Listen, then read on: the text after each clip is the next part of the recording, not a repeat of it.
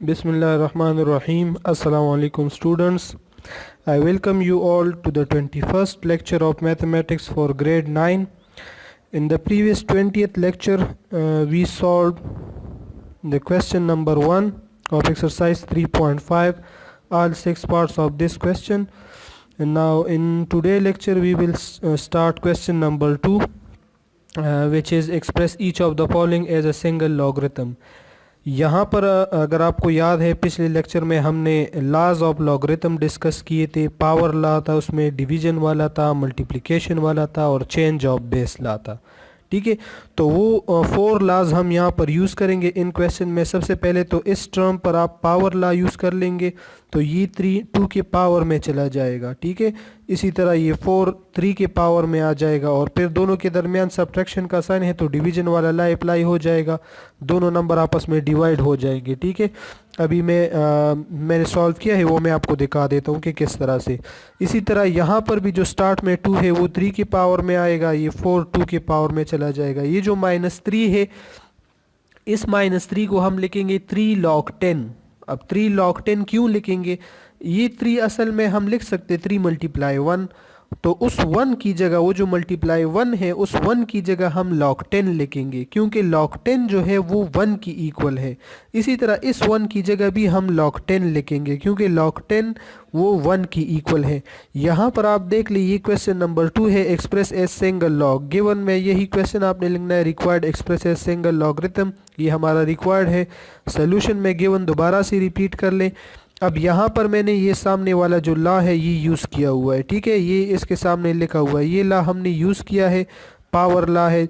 इसमें जब आपके पास log m to the power n आ जाए, उस नंबर का पावर कोई और नंबर n आ जाए तो वो पावर स्टार्ट में आ जाएगा और वो log m as it is लिख लेंगे। अभी ये नंबर इस फॉर्म में है, n log m के फॉर्म में है, 3 log 2। इट मीन्स ये 3:2 का पावर है, उस पर log का पावर वाला रूल यूज़ हुआ है, लॉ यूज़ हुआ है, इसलिए 3 स्टार्ट में आया है। इसी तरह ये 4 3 का पावर है, तो यहाँ पर इस स्टेप पर हमने ये वाला लॉ यूज़ किया हुआ है। आप यहाँ पर ये भी लिख सकते हैं, इस स्टेप के बाद यहाँ पर एक लाइन लगाकर आप लिख सकते हैं यूजिंग लॉ। मतलब अगर आप इस तरह लिखना चाहें अपनी कॉपी में, यहाँ पर आप एक लाइन लगाकर इस तरह लिख सकते हैं यूजिंग लॉ, और फिर उसके बाद आप ये वाला लॉ लिख सकते हैं, ये n log m वाला इसके साथ यहाँ पर। इस तरह आप लिखना चाहिए या जिस तरह मैंने लिखा है इस तरह भी आप कर सकते हैं, दोनों तरीके सही है। ठीक है, फिर उसके बाद मैंने यहाँ पर डिवीजन वाला लॉ यूज़ किया हुआ है। इन दोनों के दरमियान सब्ट्रैक्शन का साइन है और लॉग के रूल्स जो है, जो सब्ट्रैक्शन है वो डिवीजन में चेंज करता है, डिवीजन को सब्ट्रैक्शन में चेंज करता है। दोनों के साथ इधर लॉग है, दरमियान में माइनस है, तो एक लॉग लिखकर ये दोनों नंबर डिवीजन में आ जाएंगे। जिस तरह इधर है, दोनों के साथ लॉग है m और n के साथ और दरमियान में माइनस साइन है, तो ये दोनों लॉग की जगह एक लॉग लिख लेंगे और m डिवाइड बाय n बन जाएगा। तो ये वो m है और ये जगह ये 3 पावर 4 वो n है। अब 2 क्यूब से 8 आता है, 3 पावर 4 से 81 आता है, तो यही आपका आंसर होगा। सेकेंड पार्ट के लिए आप लोगों ने गिवन और रिक्वायर्ड खुद लिखना है। ठीक है, अब आप यहाँ पर देख लें, सबसे पहले हमने पावर रूल यूज़ किया हुआ है जिसमें ये 2 और 4 जो है, 2 इस 3 के ऊपर पावर में आया है और 4 इस 2 के ऊपर पावर में आया हुआ है। Now as we know that log of 10 equal to 1, सो इस 3 के साथ आप अगर यहाँ पर इसके साथ कुछ एडिशन करना चाहें, मतलब हम इसके साथ यहाँ पर ऐसे भी लिख सकते हैं कि 3 × 1, और फिर नेक्स्ट स्टेप में हम उस 1 की जगह पर log 10 लिख लेंगे क्योंकि 1 जो log 10 जो है वो 1 की इक्वल है। ठीक है, और फिर इसके बाद नेक्स्ट स्टेप में आप देखिए ये जो फर्स्ट 2 लॉग्स है, ये दोनों, इन दोनों के दरमियान प्लस का साइन है, तो हम इन दोनों लॉग की जगह एक लॉग लिखकर इन दोनों को प्रोडक्ट में लिख लेंगे। इस तरह से 3 स्क्वायर और 2 पावर 4 को प्रोडक्ट में लिख लेंगे। 3 स्क्वायर 9 की इक्वल है, 2 पावर 4 16 की इक्वल है, दोनों जब मल्टीप्लाई होंगे 144 आएगा। यहाँ पर 3 log 10 है तो पावर रूल यूज़ कर ली, 3 इस 10 के ऊपर पावर में आ जाएगा। सामने हर एक स्टेप के सामने रूल लिखा हुआ है, कौन सा लॉ हम यहाँ पर यूज़ कर रहे हैं वो लॉ इसके सामने लिखा हुआ है। अच्छा, log 10 क्यूब मीन्स 1000, 10 क्यूब 1000 की इक्वल है। अब माइनस का साइन है तो डिवीजन वाला लॉ यूज़ कर ले, तो 144 डिवाइड बाय 1000 आ जाएगा जो कि 0.144 की इक्वल है और यही हमारा आंसर है। पार्ट थर्ड में log of 5 - 1 है, तो 1 की जगह आप डायरेक्ट log 10 लिखिए, because log 10 equal to 1, division वाला लॉ यूज़ कर ले, माइनस की जगह डिवाइड कर ले 5 और 10 को और एक log लगाएं, 5/10 से 0.5 आ जाएगा। ठीक है, ये हमारा आंसर हो जाएगा। पार्ट 4 में अगर आप देखें, सबसे पहले स्टेप में हम पावर लॉ यूज़ कर लेंगे, n log m is equal to log m whole power n। तो ये 1/2 इस x क्यूब पर पावर में आएगा, ये 3 z क्यूब पर पावर में, और -2 ये 2y क्यूब पर पावर में आएगा। इस तरह से ये स्टेप इस तरह बन जाएगा। अब x power 1/2 mean x square root, और z क्यूब अपनी जगह पर 2y whole square means 2 square, और y स्क्वेयर 2 स्क्वेयर से 4 आ जाएगा तो 4y स्क्वेयर। अब इन दोनों के दरमियान प्लस का साइन है, तो हमने यहाँ पर वो प्रोडक्ट वाला लॉ यूज़ किया है। प्लस का साइन हटाकर एक लॉग लिख कर ये दोनों आपस में मल्टीप्लाई हो जाएंगे, तो इसकी जगह x स्क्वेयर रूट और मल्टीप्लाई z क्यूब, ये दोनों मल्टीप्लाई में हो जाएंगे अलग से। और अब इन दोनों के दरमियान माइनस का साइन है, तो एक लॉग लिख कर ये ऊपर वाला ये न्यूमरेटर बन जाएगा ये वाला, और divide by 4y square denominator. तो हमने z क्यूब को पहले लिखा है और x स्क्वेयर रूट बाद में। अगर ये इधर उधर लिखे तब भी कोई मसला नहीं है, एज इट इज़ लिखे जिस तरह इधर है या इस तरह लिखे, दोनों एक जैसे हैं। चाहे आप z क्यूब को पहले लिखे या x स्क्वेयर रूट को पहले लिखे, एक ही बात है। क्वेश्चन नंबर 3 जो है, आपने इसमें वैल्यू ऑफ ए फाइंड करनी है। ठीक है, ए की वैल्यू फाइंड करनी है। ए चाहे बेस में आ जाए या लॉग के सामने आ जाए, उसको आपने इवेल्युएट करना है। अब अगर इस क्वेश्चन को आप देख ले, यहाँ पर इस साइड पर तो ए नहीं है, इस साइड पर है, और ए लॉग के सामने है। तो यहाँ पर इसको सिंगल लॉग में रिप्रेजेंट कर ले और फिर कंपैरिजन कर ले। तो यहाँ पर प्रोडक्ट रूल यूज़ कर ले, प्लस जो है मल्टीप्लाई में चेंज हो जाएगा, 6 × 7 42 आ जाएगा। इधर लॉग बेस 2 भी है और इधर भी लॉग बेस 2 है, इधर 42 और इधर ए है। कंपैरिजन से भी आप कर सकते हैं, या taking antilog on both side, antilog लें तो एंटीलॉग और लॉग कैंसिल हो जाएंगे, इधर 42 रह जाएगा, इधर ए रह जाएगा, it means a is equal to 42। Second part जो है यहाँ पर आपके सामने है, आप इस साइड को as a single log represent कर ले। ये पहले 5 और 8 वालों को मल्टीप्लाई में ले, क्योंकि यहाँ पर ये 9 की जगह 8 है यहाँ पर, तो पहले इनको मल्टीप्लाई में कर ले। और फिर उसके बाद जो है आप देखें, क्यों मल्टीप्लाई में क्यों किया कि यहाँ पर इन दोनों के दरमियान प्लस का साइन है, तो लॉ हमने यूज़ किया है, प्लस जो है मल्टीप्लाई में चेंज हुआ है, दोनों लॉग की जगह एक लॉग लिखा है। और ये बेस √3 है, इस पर कंफ्यूज ना हो कि ये क्या चीज़ है, ये सिर्फ इस लॉग का बेस है, कोई और कुछ भी नहीं है। इस पर आपने कंफ्यूज नहीं होना कि √3 इसमें क्यों आया हुआ है। इसकी जगह कोई भी नंबर आ सकता है, पॉइंट में भी आ सकता है और पॉजिटिव भी आ सकता है, कोई भी स्क्वायर रूट वाला भी आ सकता है, कोई और नंबर भी आ सकता है। तो इसलिए आप इस पर कंफ्यूज ना हो, सिर्फ 5 और 8 मल्टीप्लाई हो जाएगा, 5 8 40 हो जाएगा, और फिर माइनस log 2 है। ठीक है, तो log 2, तो फिर ये माइनस वाला नेक्स्ट स्टेप में डिवीजन में चेंज होगा, एक log बेस √3 लिखेंगे और 5 × 8 डिवाइड बाई 2, वहाँ से 40 डिवाइड बाई 2, तो इससे 20 आ जाएगा। यहाँ पर log √3 a है, यहाँ पर log √3 20 है। तो आप कंपैरिजन भी कर सकते हैं, a इक्वल टू 20 आ जाएगा, या taking antilog on both side, तो log और एंटीलॉग कैंसिल होगा, यहाँ पर a रह जाएगा और वहाँ पर 20, तो वो हमारा आंसर होगा।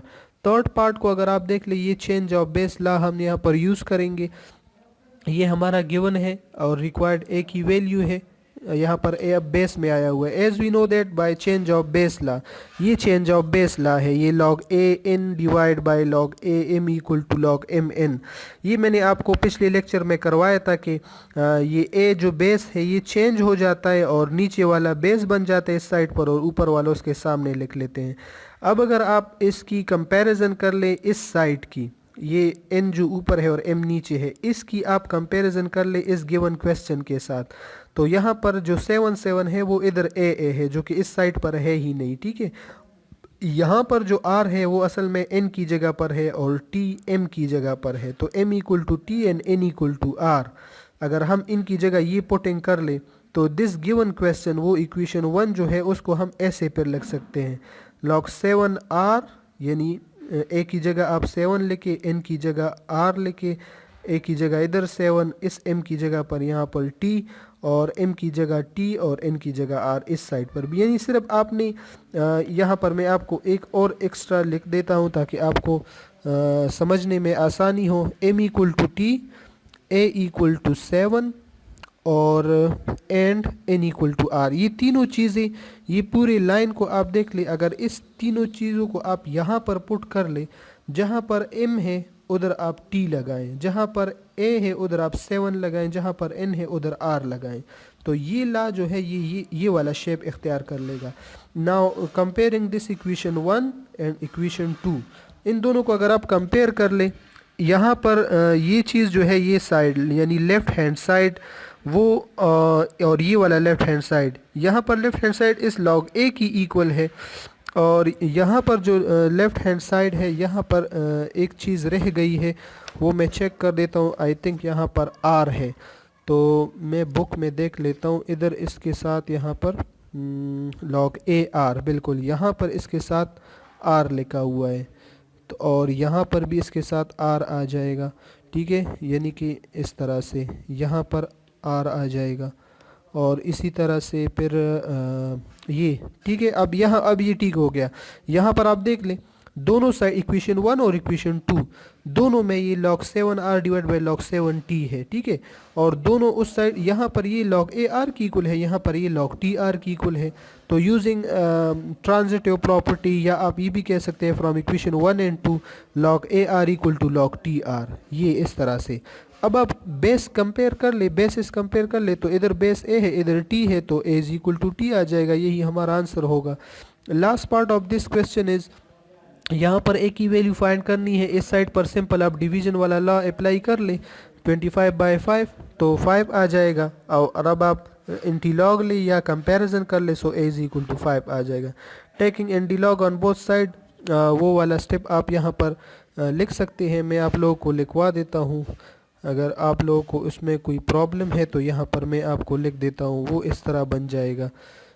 यहाँ पर भी हम इंटीलॉग लिख लेंगे, ठीक है, वो इस तरह इंटीलॉग ऑफ इस तरह से, और सॉरी यहाँ पर इसको मैं ऐसे क्लोज कर देता हूँ, तो ये ब्रैकेट में आ जाएगा, और इस साइड पर भी इस तरह इंटीलॉग ऑफ ये वाला नंबर ये ब्रैकेट में आ जाएगा, ठीक है। तो ये एंटीलॉग हम ले लेंगे, और फिर लॉग एंटीलॉग कैंसिल होगा, तो 5 equal to a means a is equal to 5 आ जाएगा। Last question of this exercise is, यहाँ पर इसकी वैल्यू हमने फाइंड करनी है। Find the value of this thing, find log 2 3 multiply log 3 4 multiply log 4 5, फिर log 5 6 log 6 7 log 7 8। बुक में मल्टीप्लाई की जगह पर वो डॉट डॉट का निशान है जिस तरह इस नेक्स्ट स्टेप में है, तो ये कोई मसला नहीं है, ये डॉट का निशान मल्टीप्लाई ही को रिप्रेजेंट कर देता है, ठीक है। सबसे पहले आप इस गिवन चीज़ को, जो कि जिसकी वैल्यू हमने फाइंड करनी है, उसको x के इक्वल ले, let this whole things is equal to x। फिर उसके बाद यहाँ पर अब वही चीज़ मैंने लिखी है, सिर्फ लेट नहीं लिखा, और फिर मैंने ला यूज़ किया हुआ है। Using this law, log a m log m n equal to log a n, ये वही चेंज ऑफ बेस ला है जिसमें मैंने आपको कहा था जब ये m log m सेम हो तो ये ख़त्म हो जाते और log a n रह जाता है, log a यहाँ से और n यहाँ से। तो यही ला हम स्टेप वाइज हर एक स्टेप में यूज़ करेंगे। पहले स्टेप में यूज़ करें, 3 log 3 कैंसिल हो जाएगा, तो log 2 4 रह जाएगा इस तरह से, और बाकी ये log 4 5 और ये बाकी एज इट इज़। फिर नेक्स्ट स्टेप में दोबारा यूज़ कर ले, 4 log 4 कैंसिल होगा तो log 2 5 रह जाएगा, और फिर log 5 6 और log 6 7 log 7 8 ये अपनी जगह पर। फिर नेक्स्ट स्टेप में फिर से यूज़ कर ले, तो ये 5 log 5 कैंसिल होगा, log 2 6 रह जाएगा। फिर यूज़ कर ले तो 6 log 6 कैंसिल होगा, log 2 7 रह जाएगा। फिर जब आप अप्लाई कर ले, 7 log 7 कैंसिल होगा, log 2 8 रह जाएगा। अब आप इसको एक्सपोनेंशियल फॉर्म में चेंज कर ले, तो ये 2 ऊपर आएगा, ये x उसके ऊपर पावर में, और 8 उस साइड पर चला जाएगा। 8 को भी आप 2 की पावर में लिख ले तो 2 क्यूब रह जाएगा। अब कंपेयरिंग बेसिस या कंपेयरिंग पावर्स या comparing exponents, x equal to 3 आ जाएगा, और x क्या था, x को हमने इस गिवन क्वेश्चन की इक्वल लिया था, so this given question will be equal to 3, और यही हमारा आंसर होगा। इसके बाद हम जो है नेक्स्ट एक्सरसाइज स्टार्ट करेंगे, लेकिन नेक्स्ट एक्सरसाइज जो 3.6 है, उससे पहले मैं आपको बताता चलूँ 3.6 एक्सरसाइज दरअसल लॉगरिथम की एप्लीकेशन के हवाले से है, ठीक है, कि लॉगरिथम कहाँ कहाँ पर यूज़ होता है।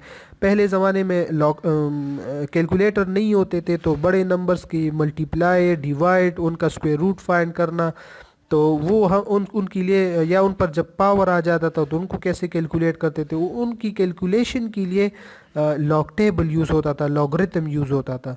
और नेक्स्ट लेक्चर में हम यही चीज़ डिस्कस करेंगे कि किस तरह हम दो नंबर के प्रोडक्ट को लॉग के थ्रू फाइंड कर सकते हैं। अभी तो अगर आपके पास कैलकुलेटर हो तो ये दोनों नंबर्स मल्टीप्लाई कर ले तो आपको ये वाला आंसर मिल जाएगा, ये 2265 ये वाला आंसर मिल जाएगा।